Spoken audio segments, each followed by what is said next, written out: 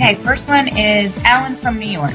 Hi, Chris. We just got a new puppy, Springer Spaniel. He's 3 months, and the kids are now afraid of him because his mouthing is so out of control, his teeth are so sharp, and he's constantly mouthing them. What I hoped would be a great experience for the kids is turning out to be very traumatic. Any advice on how to get through this period and how long it will last?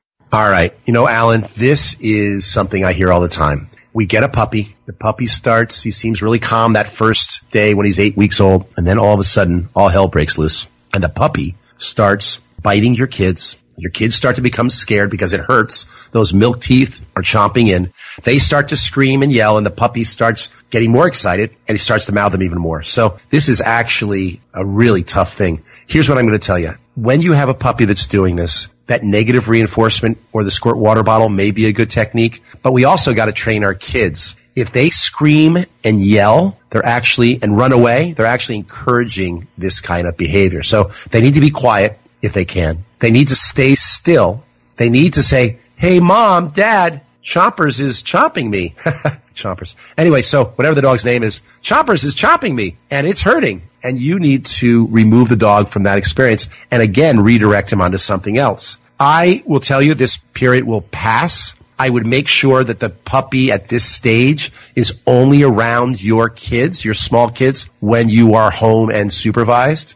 The worst thing that can happen is that this happens when you're not home and you're not watching. So it's a period that happens, I would say, it starts to stop at around 6 months, thereabouts, and it will subside. And if your kids can be mature enough and you can sort of say, hey, listen, you guys, put on long pants, don't have the short sleeves. And what happens is that the dog, that will protect them a little bit. Don't scream and yell. Don't freak out. Try to be calm and redirect them onto an object. That's what I would tell you to do. And in the meantime, make sure that you as the adult are around your children when they're around the puppy. Okay, next, Lisa from Rhode Island. Hi, Chris. We just rescued a lab mix puppy from a local shelter, and we are in love with her. However, we were not prepared for the amount of mouthing and biting and want to have the right things for her to chew on. What are some of the best and safest toys for her to chew on that will occupy her for a long time? What toys are best now and as she gets older? There's so much to choose from. Yeah, there are. And so going down to your favorite pet store and talking to the people there and seeing there's a lot of great toys out there. One of the best ones is, of course, Kong makes a lot of great toys out there. There's the Kong, the rubber Kong, and you can get it. The black, I think, is the hardest, the toughest, but depending on your breed, you can get different sizes.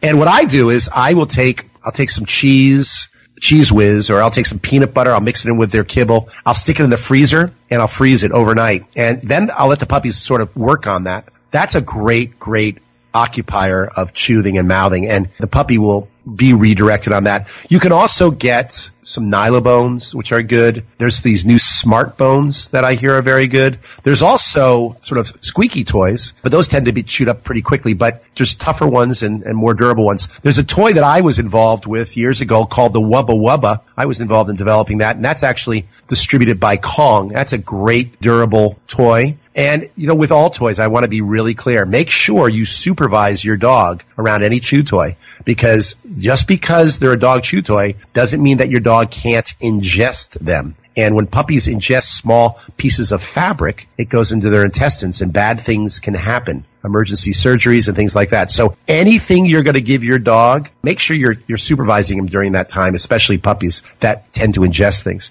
So those are great things. Another one you could do, as I mentioned it earlier in the show, is you can take a washcloth or a fabric toy. You can soak it in water and stick it in the freezer, and that's actually really good. It softens up as they chew it, and that works really well. So these are the kinds of things you can do, and they work really well. As far as live dog bones from live animals, I would be cautious of those. Dogs can have bad responses. Something about animal carcasses can make some dogs get a little crazy. It can sort of turn on their instinctual possessiveness. And I have seen dogs actually seem to become a little bit aggressive and object guard over those issues. So I would stay away from those things, and I would try to use the chew toys that I just mentioned.